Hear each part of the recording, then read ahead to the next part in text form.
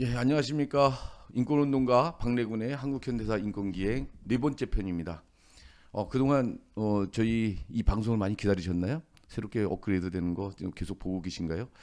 별로 안 보시는 것 같습니다. 지금 구독자도 별로 안 늘고 좋아요도 안 늘고 그래서 이거 계속 해야 되나 이런 고민이 되게 되는데요. 어쨌든 저는 뭐 약속한 대로 제 우리에겐 기억할 것이다라는 그 책에서 나온 그 장소들을 여러분과 함께 계속 여행을 가보도록 하겠습니다. 코로나 끝나고 이제 직접 이렇게 현장을 답사하면 참 굉장히 좋은데 저는 역시 현장 체질이잖아요. 이 유튜브 체질이 아닌데 지금 이 코로나 상황 때문에 어쩔 수 없이 이 유튜브를 하게 됩니다. 자, 오늘은 마성모란공원을 좀 가게 되는데요. 어, 마성모란공원을 우리가 아시는 분들 굉장히 많이 아시지만 잘 모르시는 분들도 되게 많습니다. 사실 이제 열사들이 이제 모여 있는 이런 곳이 우리 한국에 몇 군데가 있습니다. 광주 망월동 묘요. 거기 이제 국립묘지에는 5.18 관련자들이 주로 안장돼 있고 구묘역에 그쪽에 이제 아직도 이제 한 50여 기 정도 되는 그 민자운동했던 분들 이런 분들이 거기에 묻혀 있는 분들이 계십니다. 그리고 저쪽에 양산에 가면 솥발산공원이 있는데 거기는 영남 쪽에서 활동하시던 그런 운동가들 뭐 노동운동가를 비롯해서 이런 분들이 거기에 이제 주로 많이 있고요. 그리고 대구의 현대공원이나 천안에도 이제 이렇게 이렇게 모여 있는 데가 있는데 근데 가장 많이 모여 있는 데가 마성모란공원입니다. 그 최근에는 이제 이천에 민주공원이라고 하는 것이 이제 만들어져서 그쪽에도 약 99 정도가 90분 정도 거기 모셔져 있는 걸로 알고 있습니다.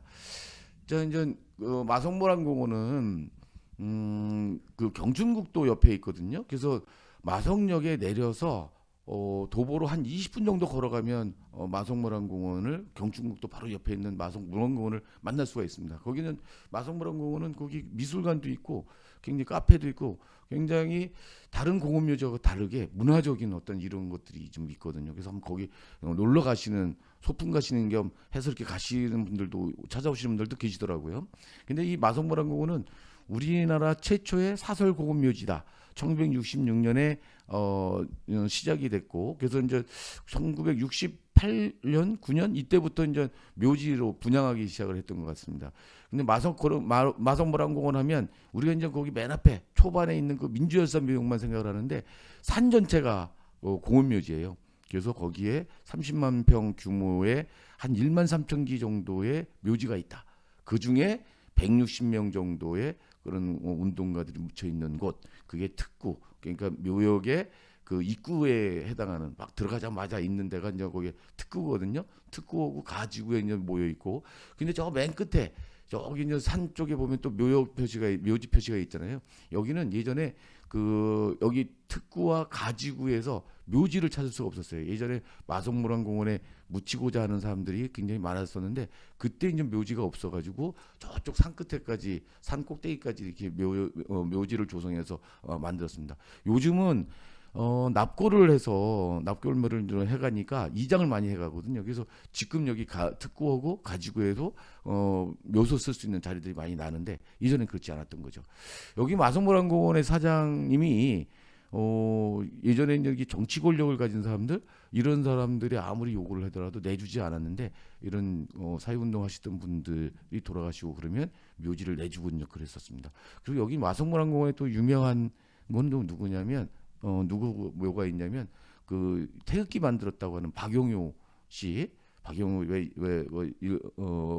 조선말에 태극기를 만들었잖아요. 그분의 묘지도 이곳에 있습니다. 마성모란공원을 입구에 들어가면 그 민주열사 묘역이라고 하는 그런 편말이 있고 그리고 이제 쭉 안으로 이제 올라가게 되거든요. 근데 이렇게 보시듯이 길이 거기 들어가는 입구가 이렇게 큰 나무가 이렇게 늘어서 있는 그 길을 따라 쭉 올라가게 되면서 그 양옆에 민주열사 묘지들이 있는데 이게 특별한 어떤 구역으로 해서 모여져 있는 게 아니라 일반인 묘지에 거기에 드문 있는 거죠. 그때마다 필요할 때마다 이제 묘지를 쓰고 그래서 이게 이제 여기저기 이렇게 흩어져 있는 꼴이 되는 거죠. 그러다 보니까 여기를 돌아보는 게 상당히 쉽지가 않습니다.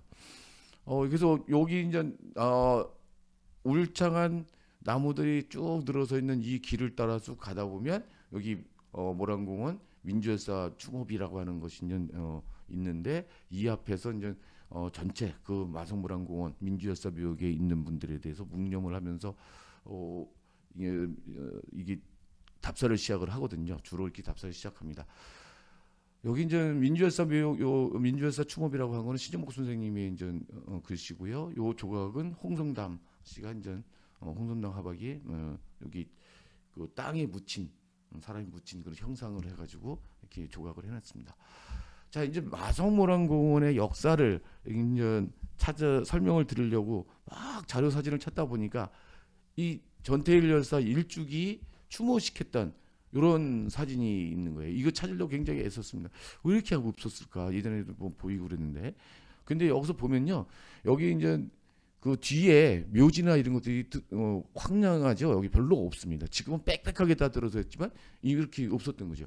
자, 전태일 열사와 그때 당시에 이제 그 사회적인 문제로 해서 돌아가셨던 분들을 굳이 여기까지 와서 묘지를 만들었던 거예요. 당시 박정희 정권에서 여기에 이제 전태일이고 이제 뭐 최종길이고 이런 분들이 이제 묻혀 있는 것이 알려지게 되고 그러면 사람들이 자꾸 찾아오게 되고 그래서 성역화되고 성지화되고 이렇게 되니까 그거를 막으려고 일부러 멀리 떨어져 있는 서울에서 멀리 떨어져 있는 곳에 이런 묘지를 만든 거죠.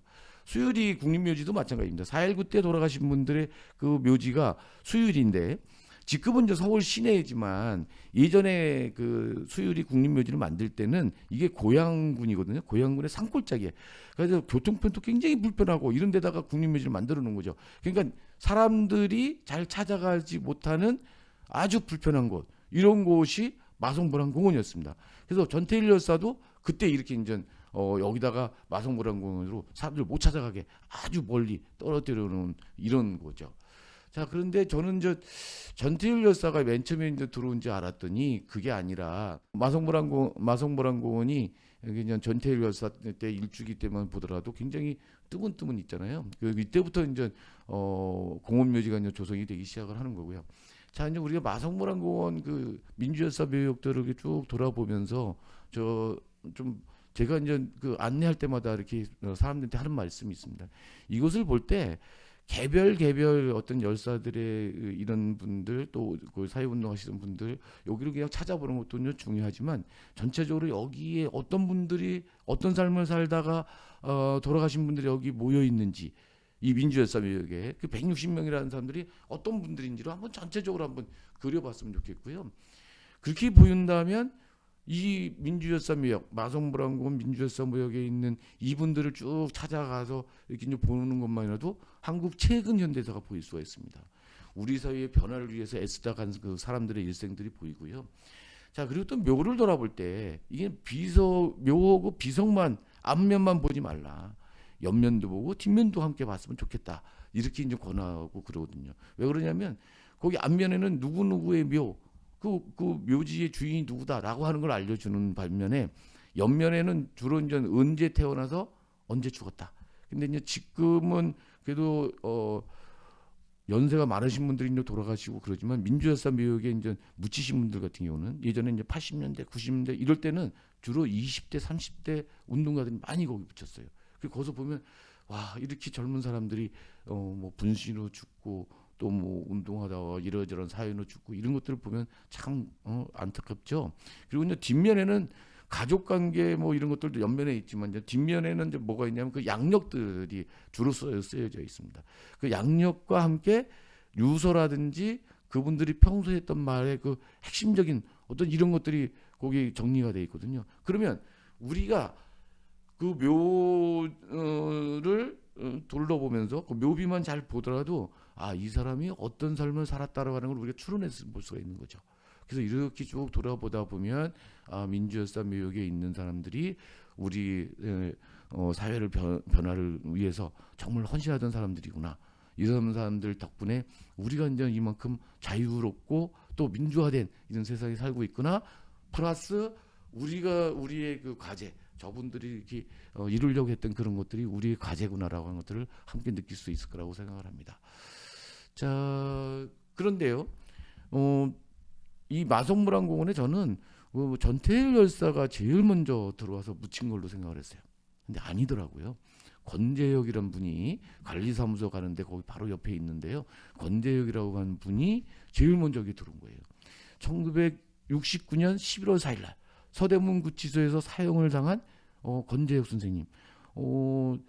남조선 해방전략당이라고 하는 그런 중앙정부가 조작한 사건으로 해갖고 사형당하신 분이 권재혁 선생님이었더라고요.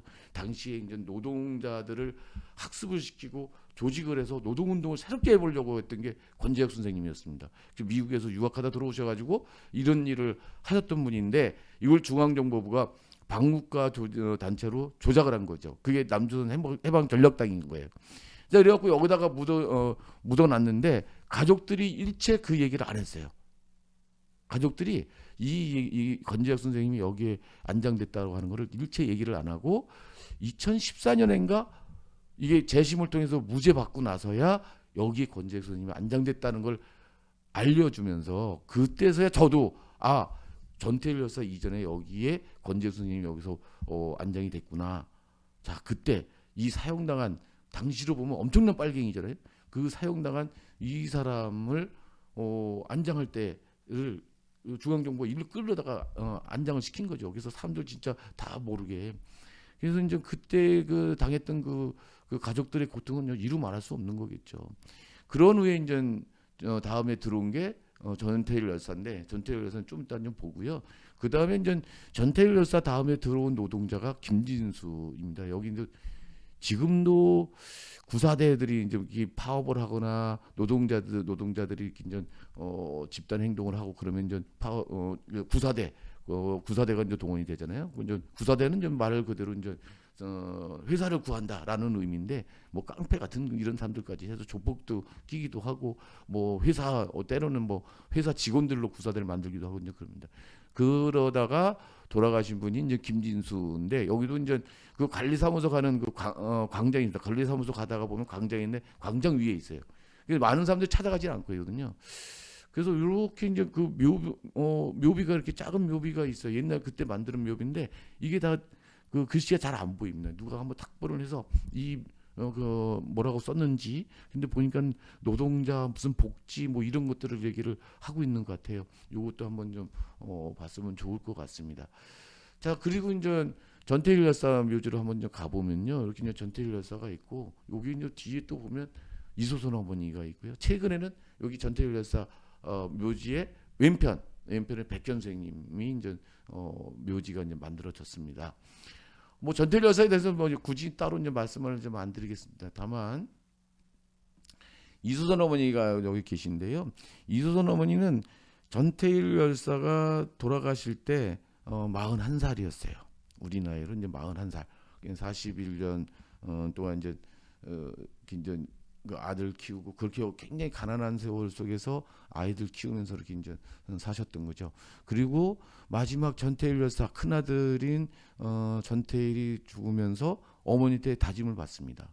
어머니한테 약속을 하라고. 자기가 못했던 일을 엄마가 대신 나를 위해서 싸워달라고, 이뤄달라고. 자기가 이제 이 죽음을 통해서 이 어두운 세상에 이제 구멍 하나 내놨는데 이거를 제대로 넓혀가지고 노동자들이 사람답게 살 수 있는 그런 세상을 만들어 달라고 다짐을 하는자 다짐을 받아요. 그래서 어머니한테 정말 그 약속할 수 있냐고, 이걸 위해서 할 수 있냐고 그런 약속을 하는데 어머님이 진짜 울음을 참고 그거를 이제 약속을 합니다. 그거 약속을 하고 그 삶을 이 큰아들 전태일과 약속했던 그것을 이루려고 아주 평생 동안 노동자들과 함께 노동운동도 하다가 걸핏하면 전 감옥에 잡혀가고 뭐 이렇게 하다가 이제 민주화운동까지 이제 나서가지고 이제 모두에게 존경받는 어머니셨죠. 이제 돌아가신 지 10년이 됐는데요. 그 어머님이 이제 딱 그러니까 아들을 잃을 때도 41살이었죠. 41년 동안 사셨던 건데 딱 41년을 더 사시고 돌아가셨어요. 그 약속을 지키기 위해서 아들과 약속했던 그때까지가 41살인데 다시 그 약속을 지키기 위해서 41년을 살다가 또 돌아가신 것도 한번 우리가 찾아볼 수 있을 것 같습니다. 자, 그 다음에 여기도 전태일 열사 묘지 바로 옆인데도 이게 사람들이 안 찾아가서 제가 좀 소개해 드리는 겁니다. 이게 뭐냐면 우리가 이제 우리가 인권현대사 기행 제가 이제 이 유튜브로 했잖아요. 그때 이제 남산 안기부터 하고 남영동 대흥분실을 말씀을 드렸거든요. 그때 거기 남산 안기부터 유스 호텔 거기 주차장에서 떨어져서 죽은 걸로 위장했던 최정길 교수의 묘가 바로 여기 있는 거죠.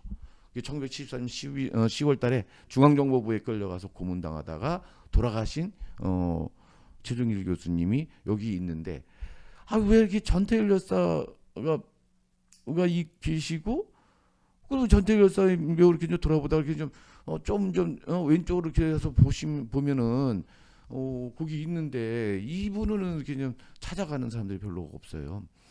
의문사 진상규명위원회가 이제 2000년에 이제 만들어져 가지고 그때 이제 조사를 좀 했었거든요. 중앙정보부에서 끌고 가서 3일 동안 고문을 하면서 실제 다 고문해서 죽었다는 게 확인도 정확하게 되지 않는데 거기다 떨어뜨려서 자살한 것처럼 이렇게 이제 위장했던 거죠. 이제 그래서 이제 이게 국가로부터 이제 최초로 손해배상도 이제 받고 이제 그랬던 이런 사연을 갖고 계신 분입니다. 그분의 이제 부인도 여기 묘지에 같이 있습니다. 그리고 이제 저는요 마성물안공원을 그냥 전태일 평전도 읽고 전태일 열사에 대해서도 알고 이제 그랬었지만 마성물안공원을 처음 가봤던 거는 1986년이에요. 1986년 4월 달인데 박영진이라고 하는 사람이 1986년 3월 7일에 구로공단의 신흥정비에서 노동자들의 기본권을 주장하면서 노동상권 이게 주장하면서 투쟁을 하다가 막 쫓겨서 막 옥상까지 올라가고 쫓겨서 올라가거든요. 그런데도 이제 계속 경찰이 쫓아오고 뭐 구사다가 쫓아와서 막 그러는 거기다 항의하면서 거기 옥상에서 분신을 했던 사람이 박영진입니다. 근데 이 박영진 씨가 돌아갔을 때 그 아버지를 경찰들이 회유해가지고 시신을 빼돌려요. 시신을 빼돌려서 벽제 화장터에서 이제 화장을 해버립니다.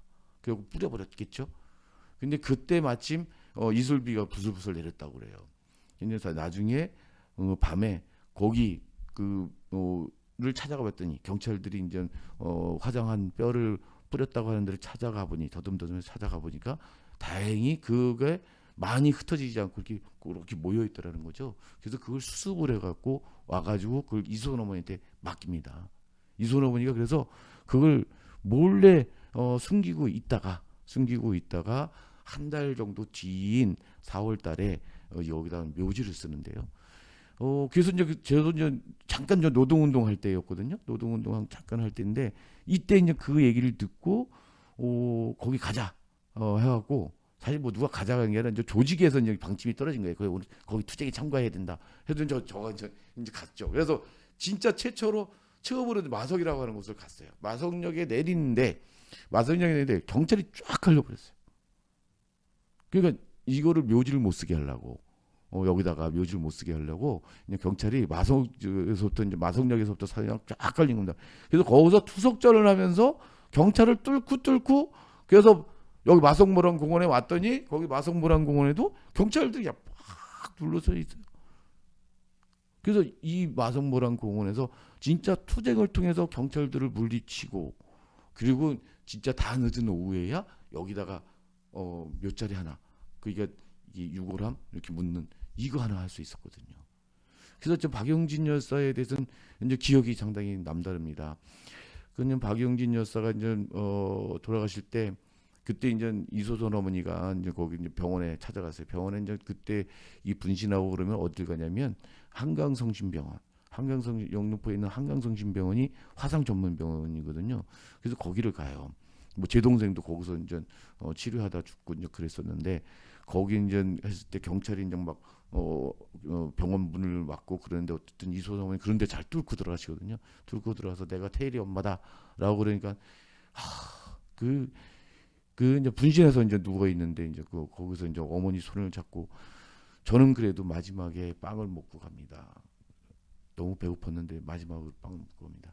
태일이 형님은 마지막에 그런 건 또 못 먹고 가고 그랬는데 저는 빵을 먹고 갑니다. 어머니 노동자가 노동 해방이 되는 그런 세상을 위해서 또 싸워달라고 그 어머니한테 또 부탁을 하는 거예요. 그 어머니는 그러니까 평생 그렇게 이제 돌아가시는 분들의 그런 부탁을 받고 또 약속을 하고 그렇게 사셨던 게 이수선 어머니 아니냐 이 생각이 듭니다. 여기 박영진 여사의 그런 묘지에 가면 이 묘가 굉장히 소박합니다. 이 소박하고요. 아무런 비석이나 이런 것도 딱 돌덩이 하나 딱 세워놨어요. 그런데 굉장히 특이하게 여기 옆에 보시면 오석에 하나 둘셋네 명이 있거든요. 앞에는 박영진, 그 옆에가 박창호, 박영진의 아버님이에요.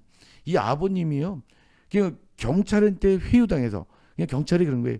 그 박영진이가 빨갱이들한테 포섭당해가지고 아주 나쁜 짓을 하고 있다. 이래갖고 이제 이러다가 이제 병원에 다쳤는데 다쳐서 병원에 가 있는데 괜찮다. 뭐 여기 뭐 이렇게 또 속인 거예요. 이러고서 막 회의를 하다가 그냥 술김에 이제 경찰한테 이제 뭐 시체를 갖다가 인수하게끔 만들은 거거든요. 넘겨준 꼴이거든요. 그러니까 그거를 나중에서 이제 알게 된 거죠. 이 아버지가 이제 그것이 한이 돼서 돌아가실 때까지 진짜 영진이의 뜻을 이제 살리기 위해서 진짜 열심히 싸웠어요. 열심히 싸우시면서 노동운동 하는데 노동자들 농성하고 투쟁하는 데마다 현장마다 찾아가면서 그렇게 했거든요. 유가족들이 그랬어요.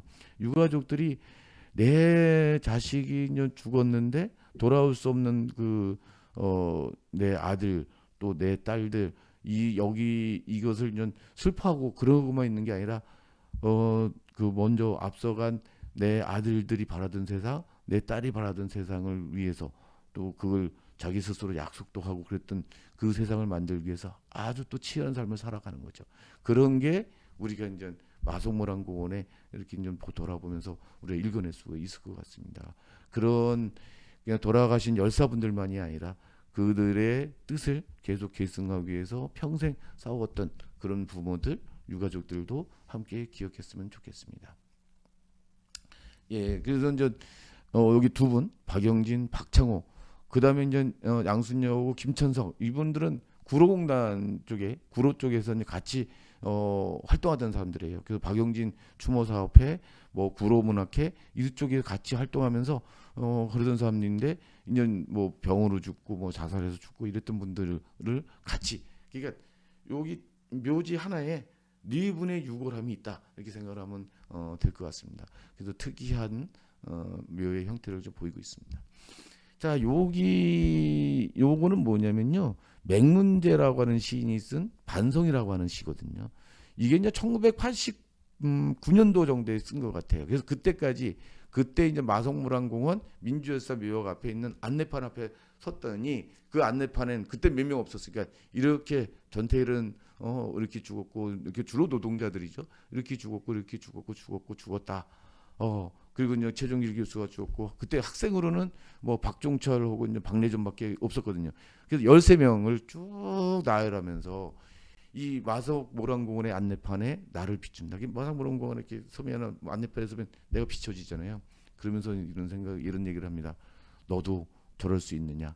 저렇게 치열하게 살아갈 수 있느냐? 저렇게 이제 치열하게 살다가 그렇게 죽을 수 있느냐? 라고 하는 거를 반성이라는 시를 통해서 이렇게 이제 얘기를 하고 있습니다. 근데 그때까지는, 그러니까 1989년 초까지는 13명밖에 안 되는데 지금은 160명이나 된 거죠. 그 사이에 또 이렇게 많은 사람들이 이런 노동운동, 민주화운동, 또 인권운동의 과정에서 돌아가셨습니다. 이런 거를 우리가 다시 이제 돌아보는 시간을 이제 가질 텐데요. 자, 여기 이제 마석모란공원은요, 저는 다른 공원묘지 가면은 뭔가 좀 답답해요. 공원묘지들이 너무 이제 묘와 묘 사이에 어떤 간격이나 이런 것들이 너무 따닥따닥 붙어 있고 그래서 되게 답답한데, 마석모란공원은 이게 묘와 묘 사이에서 굉장히 많이 떨어져 있고, 그리고 이제 이게 60년대 후반부터 이게 이제 조성이 되다 보니까 나무들도 많이 크고 그래서 마치 숲속의 한가운데 들어와 있는 것 같은 이런 느낌을 줄 때가 많아요. 굉장히 좀 편안합니다. 이게 편안하고, 그리고 이 묘지들, 열사들, 묘역들 찾아가면서 그렇지, 옛날에 이제 이 사람이 누구이지? 저는 이제 유가족이었고 육아협에 활동도 하고 그랬으니까 이들의 사연들에 대해서 많이 알고 있거든요. 이런 얘기들, 이런 생각들, 또 그분들의 그런 부모들, 또 그 사람들과 함께했던 사람들의 어떤 그런 것도 기억을 하면서 쭉 돌아보는 그 시간이 굉장히 저는 되게 좋은데 뭐 여기 마성모란공원에 처음 가신 분들은 잘 모르실 것 같습니다. 마성모란공원의 사계가 다 아름다운데 그 중에서 겨울 이거보다도 더 그렇게 그냥 눈이 그냥 내려가고 그온그저 묘역 전체가 하얗게 덮인 그 겨울에 가면 정말 야 굉장히 이 묘지 묘역도 굉장히 아름다울 수 있구나 이런 생각을 할 때가 있습니다. 제가 일단은요 이번에는 여기까지 하고 그 다음에는 이제 제가 이제 책에서 쓴 것처럼 노동의 길, 민주의 길, 인권의 길 요걸 따라가면서 제가 또 설명을 또 드리도록 하겠습니다. 자 지금까지 마성모란공원의 형성 과정에 대해서 주로 이렇게 설명을 드렸는데 어떠셨나요? 좀 도움이 되셨을까요? 마성모란공원에 가셨을 때 한번 제가 말씀드렸던 거 이거 생각하면서 돌아봐였으면 좋겠습니다. 자 그래서 다음 주에는 제가 책에서 얘기했던 세 갈래의 길, 노동의 길, 민주의 길, 인권의 길을 설명을 드리고 이 여기 나오시는 분들 거론됐던 이분들의 사연들이나 이런 걸 다 얘기는 할 수 없는데 좀 더 스토리를 중심으로 해서 이야기거리가 있는 이분들 얘기를 중심으로 해서 설명을 드리겠습니다. 그래서 오늘은 여기까지 하고 마치겠습니다. 자 마치기 전에 부탁드리겠습니다. 구독, 좋아요 이거 하더라고요. 우리 구독자가 정말 이게 우리 후원회원만 해도 1,000명도 훨씬 넘는데 구독자가 이제 100몇십 명밖에 안 되잖아요.